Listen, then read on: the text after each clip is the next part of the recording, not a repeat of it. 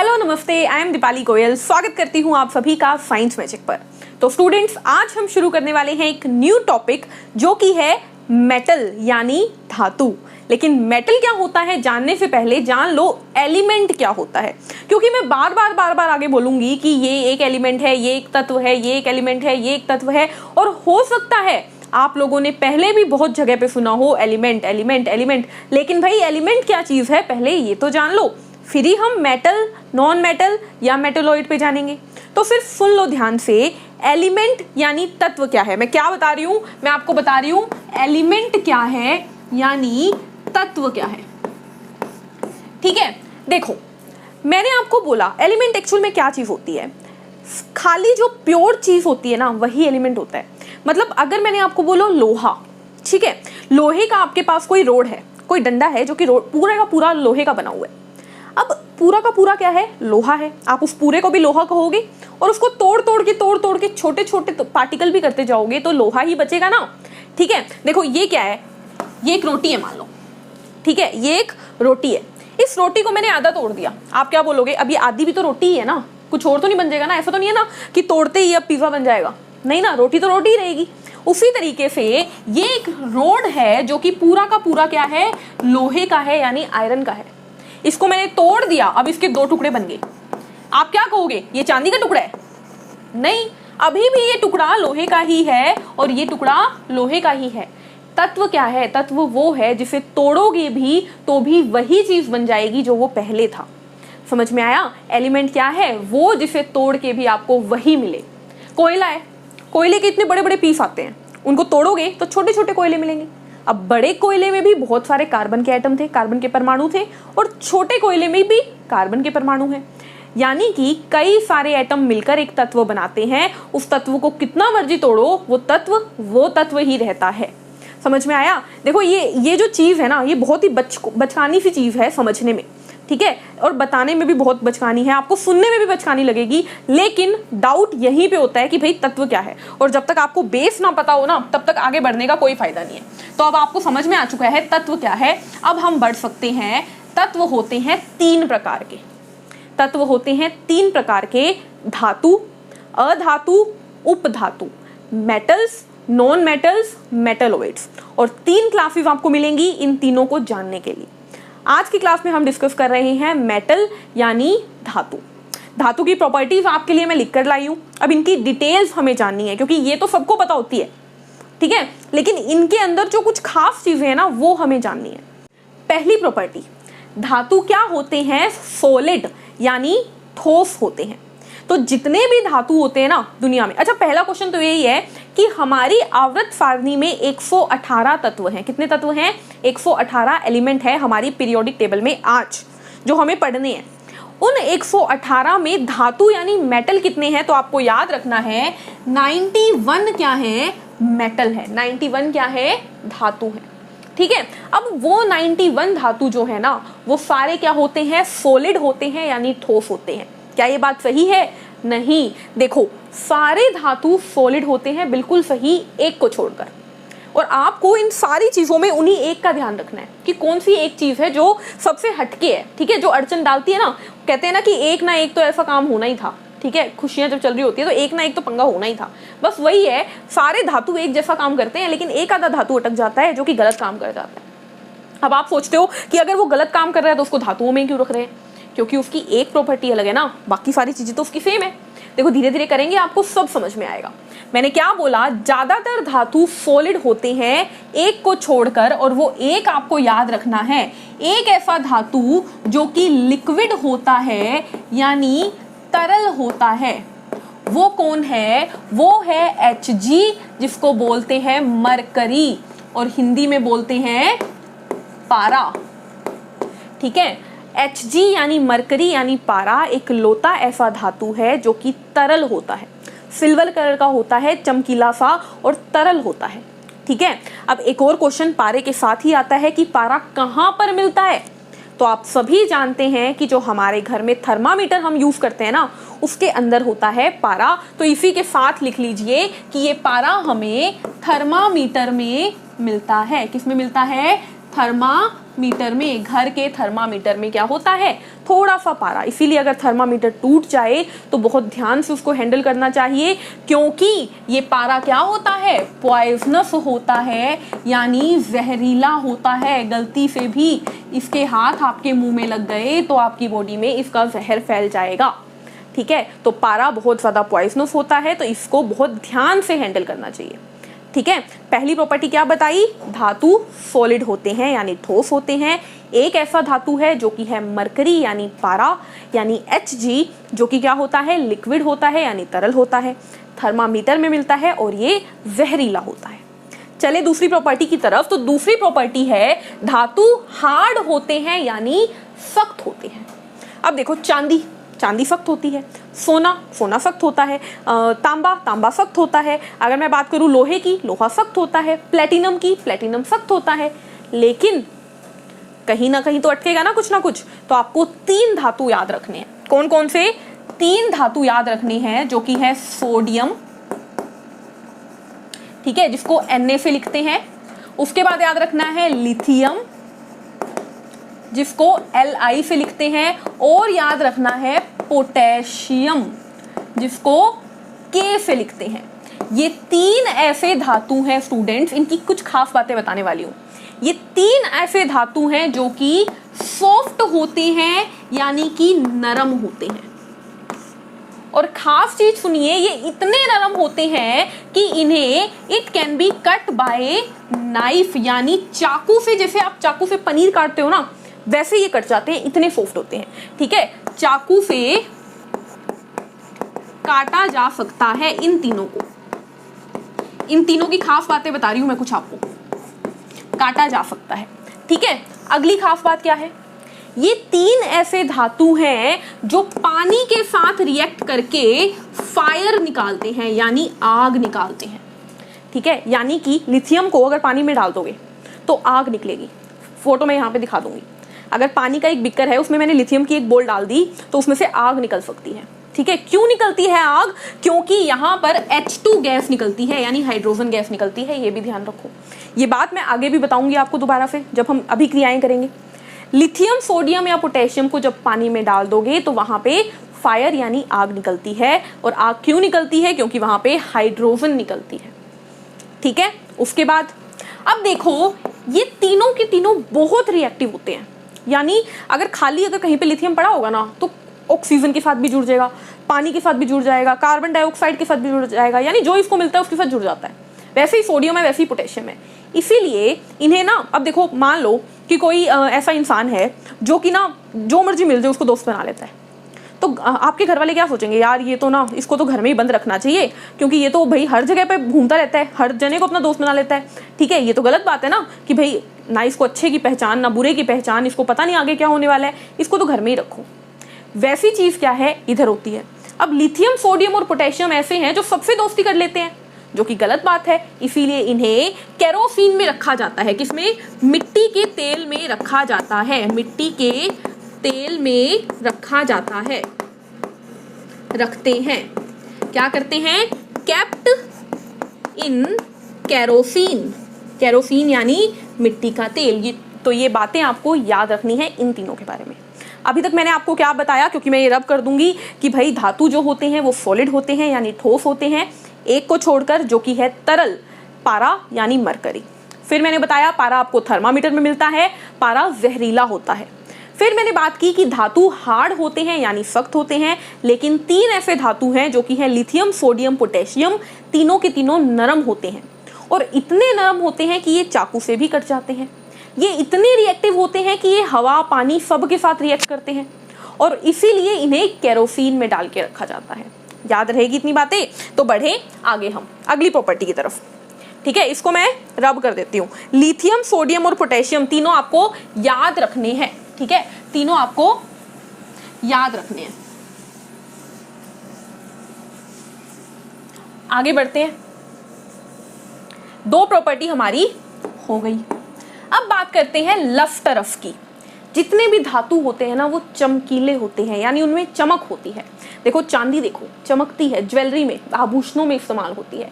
सोना चमकता है, आभूषणों में इस्तेमाल होता है। अगर हमारे घर के बर्तन जो होते हैं वो सारे धातुओं के बनते हैं, बर्तन चमकते हैं, क्यों? क्योंकि वो उसमें धातु है। तो सारे धातु क्या होते हैं? लफ्टरफ यानी चमकीले। याद रखना, कोई एक्सेप्शन नहीं है, ठीक है? कोई ऐसा नहीं है जो अजीब बिहेव करता है, सारे चमकते हैं। फिर बात करते हैं मेल्टिंग पॉइंट की, यानी गलनांक बिंदु की। जितने भी धातु होते हैं ना वो बहुत उच्च तापमान पर जाकर पिघलना शुरू करते हैं, यानी मेल्ट जो होते हैं वो बहुत हाई टेम्परेचर पे होते हैं। सीधी सी बात है भाई, हमारे घर में जो बर्तन है वो धातु के बने होते हैं। क्यों? क्योंकि उन्हें गैस पे रखना है। अगर मान लो वो धातु के ना होते या धातु के होते तो गैस पे जाके पिघल जाते। कभी नोटिस किया है घर के जो बर्तन होते हैं ना उनमें जो हैंडल होता है, ठीक है, बर्तनों को गैस पे रखो कोई दिक्कत नहीं है, लेकिन हैंडल अगर गैस से टच हो गया ना तो हैंडल आपका पिघलने लगता है।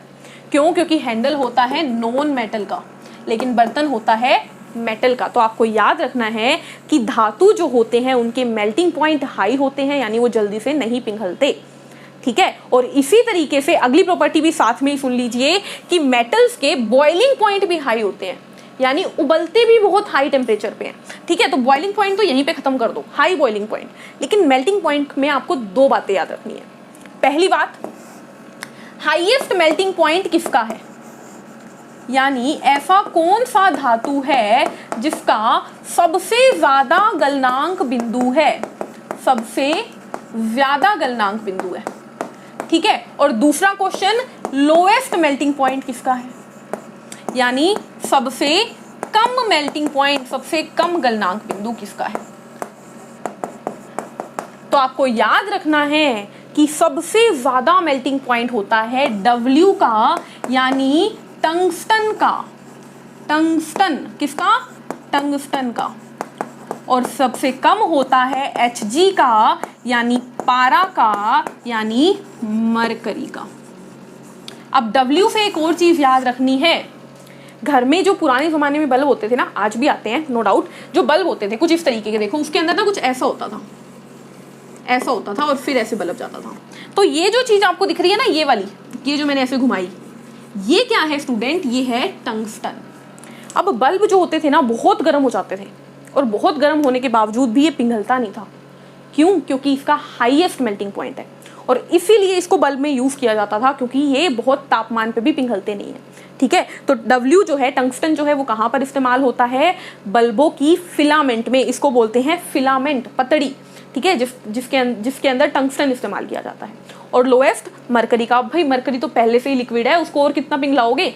तो मरकरी का लोएस्ट है, ठीक है? उसके बाद बॉइलिंग पॉइंट मैंने बता दिया। नेक्स्ट आता है मेलिएबल और डक्टाइल। मेलिएबल का मतलब क्या है? मेलिएबल का मतलब है लचीला, यानी कि सिंपल शब्दों में समझो, आपने देखा होगा कि दुकानों पे लोहे के ऊपर ना जोर जोर की हथौड़े मार रहे होते हैं और लोहे को पतला बना रहे होते हैं, उसकी पतली पतली शीट बना रहे होते हैं, ठीक है? चांदी को मार मार के ज्वेलरी बनाई जाती है, आभूषण बनाए जाते हैं। सोने को पीट पीट के उसकी ज्वेलरी बनाई जाती है। तो स्टूडेंट्स, ये क्या होता है? किसी चीज को पीट पीट कर उसकी शीट बनाना होता है मेलिएबिलिटी, यानी लचीलापन, ठीक है? और इसी तरीके से अगला पॉइंट भी देख लो, डक्टाइल यानी नमनीय। किसी चीज को पीट पीट कर उसकी तार बनाना, पतली तार, ठीक है? सोने की तारें बनाई जाती है ना पतली पतली ज्वेलरी के लिए, तो पतली तार बनाना, बिजली की तारें देखी है, ठीक है? वो भी, कॉपर की तारें वो भी, ठीक है? तो जो पतली पतली तार बनाना होता है वो होती है डक्टिलिटी, ठीक है? यानी नमनीयता। तो लिख लो, मेलिएबल का मतलब है किसी की शीट बनाना, और डक्टिलिटी का मतलब है किसी की तार बनाना। अब क्वेश्चन क्या आएगा वो देखो। देखो हमारे पास बहुत सारे तत्व हैं, लेकिन उस तत्व में सबसे ज्यादा मेलिएबल और सबसे ज्यादा डक्टाइल कौन है? तो आपको याद रखना है, गोल्ड यानी Au, यानी सोना जो है वो सबसे ज्यादा नमनीय और लचीला होता है। रदरफोर्ड मॉडल ऑफ एटम क्या इस्तेमाल किया था उन्होंने? सोने का इस्तेमाल किया था, क्योंकि वो सबसे ज्यादा लचीला है, ठीक है? सोना हो गया, इसीलिए इसकी ज्वेलरी बनती है सबसे ज्यादा। उसके बाद अगर देखें तो आएगी चांदी, यानी सिल्वर, यानी Ag। और अगर सिल्वर के बाद मैं बात करूं तो आएगी एल्यूमिनियम। कौन आएगा? एल्यूमिनियम, यानी Al। ठीक है। देखो घर में एल्यूमिनियम सिल्वर शीट होती है जिसमें हम रोटी को पैक करते हैं खाना गर्म रखने के लिए। वो जो एल्यूमिनियम की शीट होती है वो कैसे बनती है, एल्यूमिनियम को पीट के। अब सोचो वो कितनी पतली घर में हमें मिलती है, उससे भी पतला हो सकता है सोना और चांदी। तो आपको याद रखना है सबसे ज़्यादा कुल 91 धातु में सबसे ज़्यादा लचीला और नमनीय कौन है, सोना, उसके बाद चांदी, उसके बाद एल्यूमिनियम। याद रहेगी इतनी बात। बढ़ते हैं आगे। इसके बाद अगला पॉइंट हमें मिल रहा है कि good conductor of heat and electricity. अब ये बात आप जानते हो कि धातु के ही बर्तन बनते हैं और धातु ही बिजली की चीजें बनाता है, क्योंकि धातु अच्छे हीट भी अच्छे पास कर देते हैं, बर्तन जल्दी गर्म हो जाते हैं धातु के, और बिजली भी पास कर देते हैं। बिजली क्यों पास करते हैं ये बात मैं आपको मेटलॉइड में बताऊंगी, ठीक है। मेटलॉइड में ये बात बताऊंगी कि कोई भी चीज बिजली क्यों पास करती है। अभी फिलहाल इतना जान लो कि धातु जो हैं वो ऊष्मा का भी अच्छा संचालन करते हैं और बिजली का भी अच्छा संचालन करते हैं। क्वेश्चन कहां पे आके अटकेगा, क्वेश्चन आएगा कौन सा धातु ऊष्मा का सबसे अच्छा संचालक है, कौन सा धातु बिजली का। एक्चुअली में बिजली पे ही क्वेश्चन आएगा, ठीक है। यानी क्वेश्चन आएगा सबसे अच्छी तरीके से बिजली को अपने अंदर से पास कौन करता है, बेस्ट कंडक्टर ऑफ इलेक्ट्रिसिटी कौन है। तो आपको याद रखना है चांदी। चांदी क्या है, बेस्ट कंडक्टर ऑफ इलेक्ट्रिसिटी है। सिल्वर क्या है, बेस्ट कंडक्टर ऑफ इलेक्ट्रिसिटी है। और उसके बाद आता है हमारा कॉपर, उसके बाद आता है हमारा कॉपर।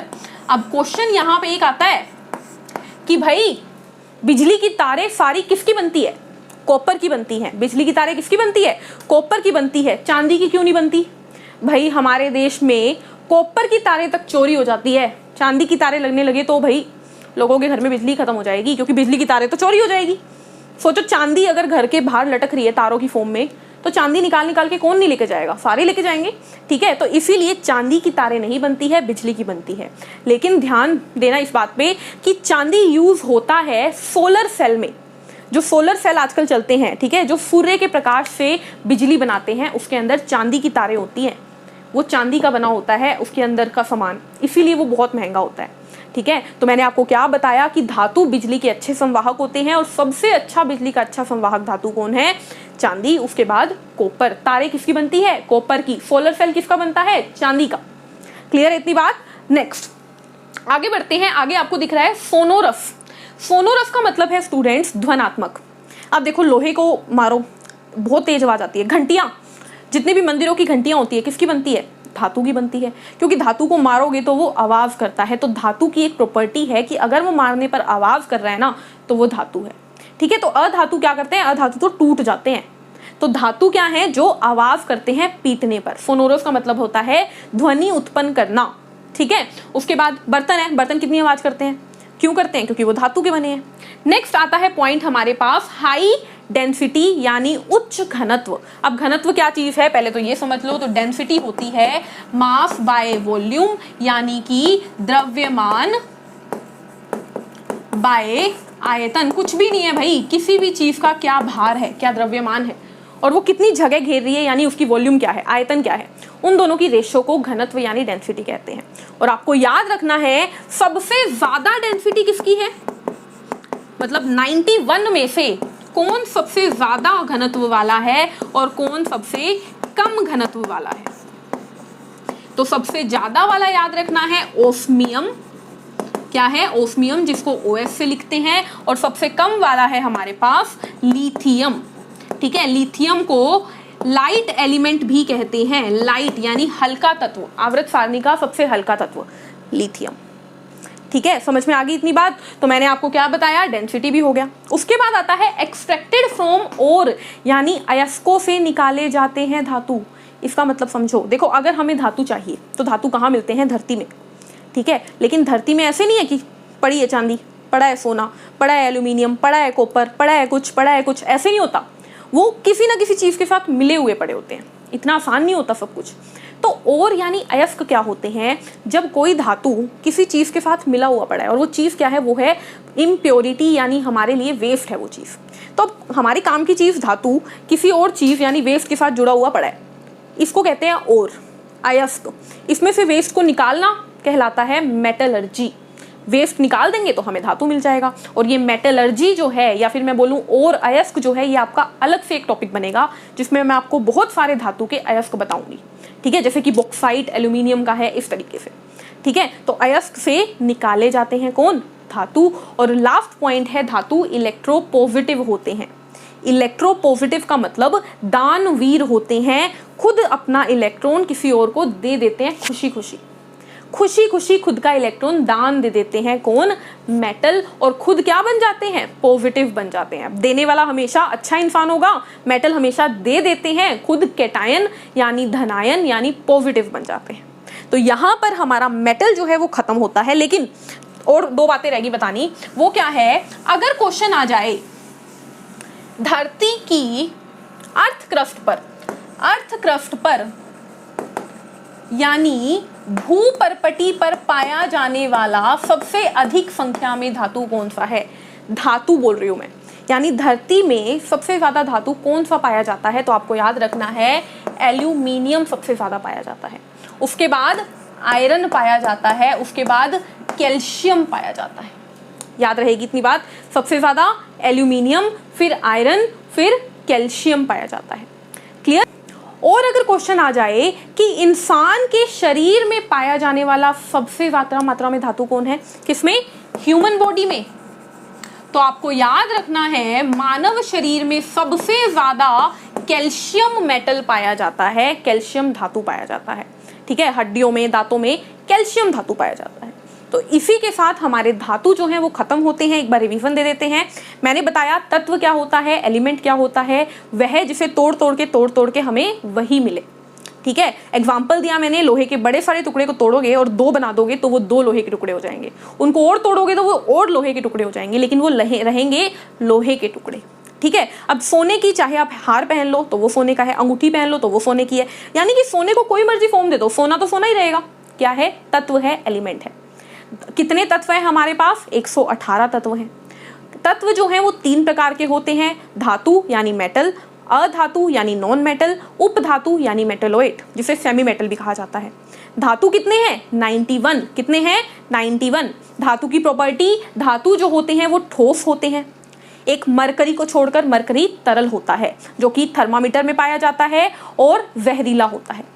धातु जो होते हैं वो क्या होते हैं? हार्ड यानी सख्त होते हैं। लिथियम, सोडियम, पोटेशियम, इन तीनों को छोड़कर ये तीनों इतने सॉफ्ट होते हैं कि पनीर की तरह इन्हें चाकू से काट दो। इन तीनों को केरोसिन में डुबो के रखा जाता है क्योंकि ये हवा पानी के साथ रिएक्ट करके आग निकालते हैं। फिर हमने पढ़ा धातु का क्या होता है? चमकीले होते हैं, चमक बहुत ज्यादा होती है। हाई मेल्टिंग पॉइंट होता है, यानी बहुत उच्च तापमान पर जाकर ये पिघलते हैं, इसीलिए इनके बर्तन बनते हैं। सबसे ज्यादा उच्च तापमान गलनांक बिंदु किसका है? सबसे ज्यादा हाई मेल्टिंग पॉइंट है टंगस्टन का, यानी डब्ल्यू का, जो कि बल्ब में मिलता है। सबसे कम मेल्टिंग पॉइंट किसका है? Hg यानी मरकरी यानी पारे का, जो कि पहले से ही तरल है। धातु ज्यादातर हाई बॉइलिंग पॉइंट वाले होते हैं, यानी ये उबलते भी बहुत हाई टेम्परेचर पे है, यानी क्वथनांक बिंदु इनका ज्यादा होता है। फिर बात करते हैं धातु मेलिएबल और डक्टाइल होते हैं, यानी लचीले और नमनीय होते हैं। इन्हें मार मार के इनकी शीट भी बनाई जा सकती है और तार भी। सबसे ज्यादा मेलिएबल, सबसे ज्यादा डक्टाइल सोना, फिर चांदी, फिर एल्यूमिनियम। ठीक है, इसीलिए सोने के आभूषण बनते हैं। फिर बात करते हैं, इसीलिए सोने को रदरफोर्ड ने इस्तेमाल किया था। फिर बात करते हैं धातु good conductor of heat and electricity होते हैं, इसलिए बिजली की चीजों में धातु इस्तेमाल होता है और घर के बर्तनों में भी धातु इस्तेमाल होता है। सबसे ज्यादा अच्छा कंडक्टर ऑफ इलेक्ट्रिसिटी कौन है? चांदी है, उसके बाद कॉपर है। ठीक है, घर में जो बिजली की तारें होती हैं वो किसकी बनी होती है? कॉपर की बनी होती है। सोलर सेल किसका बना होता है? चांदी का बना होता है। फिर हमने डिस्कस किया कि धातु आवाज करते हैं, सोनोरस होते हैं। धातु जो होते हैं वो हाई घनत्व यानी उच्च डेंसिटी वाले होते हैं, सबसे ज्यादा ओस्मियम की, सबसे कम लिथियम की। फिर हमने बात की कि धातु को ओर में से निकाला जाता है, यानी धातु जो होते हैं कुछ इम्प्योरिटी के साथ पड़े होते हैं जिन्हें बोलते हैं और, उन्हें अलग करके धातु को अलग किया जाता है। अलग से क्लास लगाएंगे। धातु इलेक्ट्रोपॉजिटिव होते हैं, यानी दानवीर होते हैं, अपना इलेक्ट्रॉन दे देते हैं। ठीक है, और खुद क्या बन जाते हैं? पॉजिटिव बन जाते हैं, यानी इलेक्ट्रोपॉजिटिव होते हैं, इलेक्ट्रॉन देकर खुद पॉजिटिव बन जाते हैं। धरती में सबसे ज्यादा एल्यूमिनियम, उसके बाद लोहा, उसके बाद कैल्शियम। धरती में धातु की बात कर रही हूँ मैंने ओवरऑल एलिमेंट कहीं नहीं बोला, ठीक है, फिर कहानी बदल जाएगी। और धरती में बोल रही हूँ मैं, क्रस्ट में, भूपर्पटी में। इंसान में सबसे ज़्यादा कैल्शियम। और इसी के साथ हमारा टॉपिक धातु जो है वो खत्म होता है। मिलेंगे नेक्स्ट क्लास में अधातु यानी नॉन मेटल के साथ। तब तक के लिए चैनल को लाइक कीजिए, शेयर कीजिए, सब्सक्राइब कीजिए। नोट्स के लिए टेलीग्राम चैनल को सब्सक्राइब कीजिए। Take care, thank you, bye bye.